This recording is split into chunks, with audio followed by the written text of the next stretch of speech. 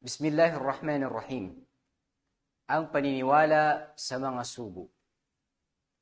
Ang paniniwala sa mga sugo ng Allah subhanahu wa ta'ala ay mayroong apat na bagay na dapat nating paniwalaan.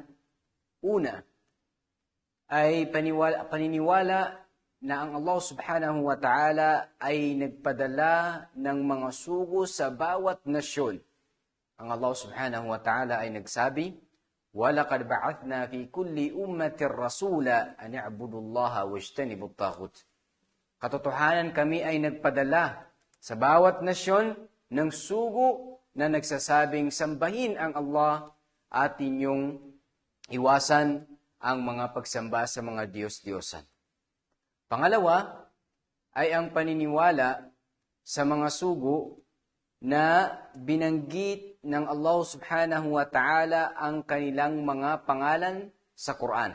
Katulad halimbawa ng mga pangalan ng mga sugo at mga propeta na 25 na binanggit ng Allah subhanahu wa ta'ala sa Quran.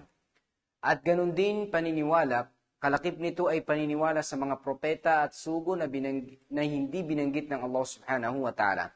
Tanging ang Allah subhanahu wa ta'ala ang nakakaalam kung gaano sila karami at ang kanilang bilang.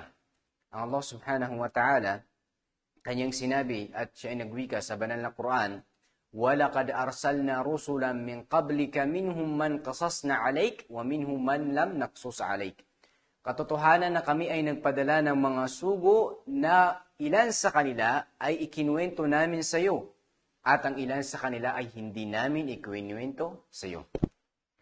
Pangatlo ay ang paniniwala na si Propeta Muhammad sallallahu alaihi wasallam ang kahuli-hulihang propeta at wala nang ipapadala na sugo pagkatapos niya. Ang Allah subhanahu wa ta'ala ay nagwika, "Ma kana Muhammadun aba ahadin min rijalikum, walakin Rasulullahi wa khataman nabiyyin."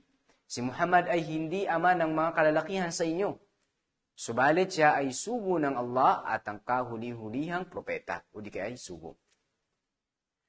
At ang pang-apat ay ang paniniwala na silang lahat na isinugo ng Allah subhanahu wa ta'ala ay kanilang naiparating ang mga kautusan o di kaya ay iniutos at isinugo sa kanila ng Allah subhanahu wa ta'ala.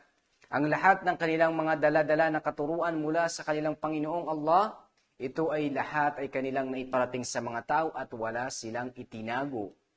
Wala silang itinangi para sa kanilang mga sarili lamang, kundi lahat ito ay kanilang ipinarating sa mga tao. Ito ang apat na dapat nating paniwalaan sa paniniwala sa mga sugo ng Allah subhanahu wa ta'ala.